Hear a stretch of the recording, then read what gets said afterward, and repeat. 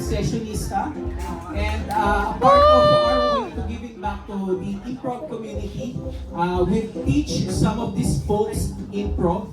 So dahil gusto nilang matuto ng improv, and this is going to be their first show for tonight. So this is the first time that we performing together as a group, and this group is a little bit mix of a drink that is that will give you a kick and a little bit of sweetness as a dessert. So please welcome on stage, Avogado! Yay! Hello! Magandang gabi po everyone! Magpalakpakan naman! See you all next week! Kamusta po ang show?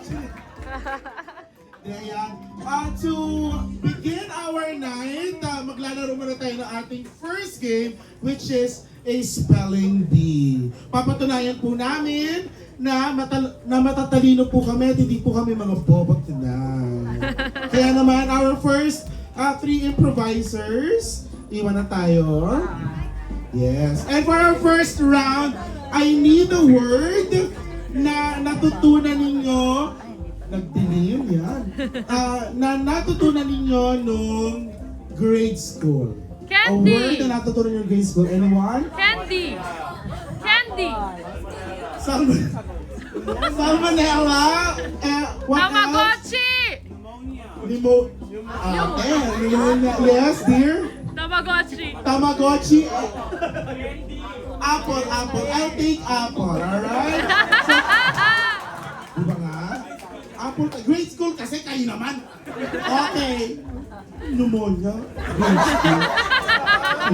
Anyway, so our first round, this is spelling bee featuring the word apple. Apple. A. B. B. E. Apple.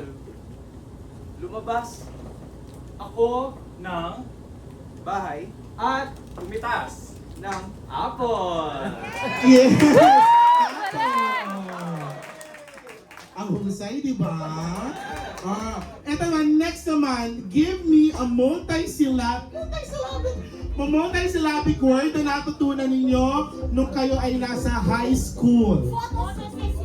Sige, photosynthesis. At magpasok tayo ng 3 more. Okay, last chance to change place, shuffle. Okay, alright. So this is round 2 of our spelling bee featuring photosynthesis. Photosynthesis. P. H. O. P. O. S. Y. N. T. H. Y. S. Photosynthesis. Habang ako ay nakasabit sa stem, nakita ko si halaman na nagfo-fall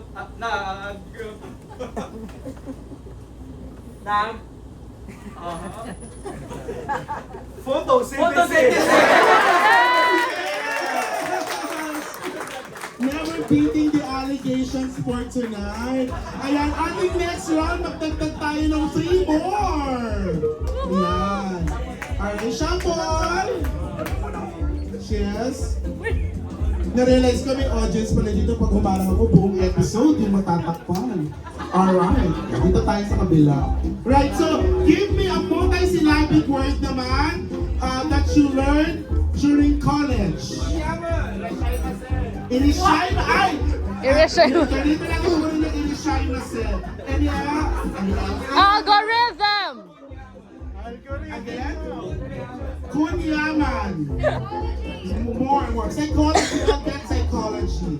Alright, so for our next round, this is spelling bee featuring the word psychology. Go. Psychology. P. S. Y. C. H. O. L. O. X. Psychology.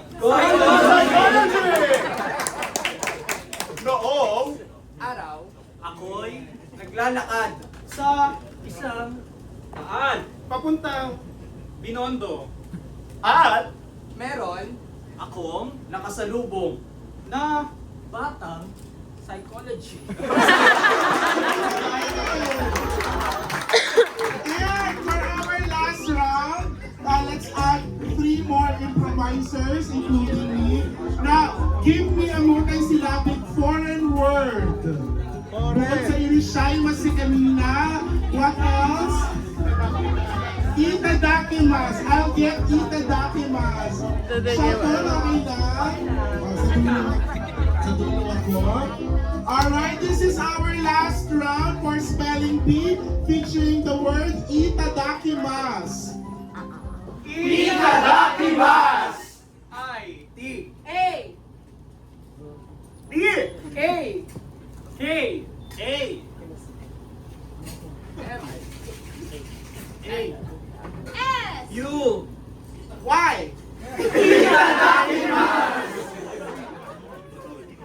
A girl Went.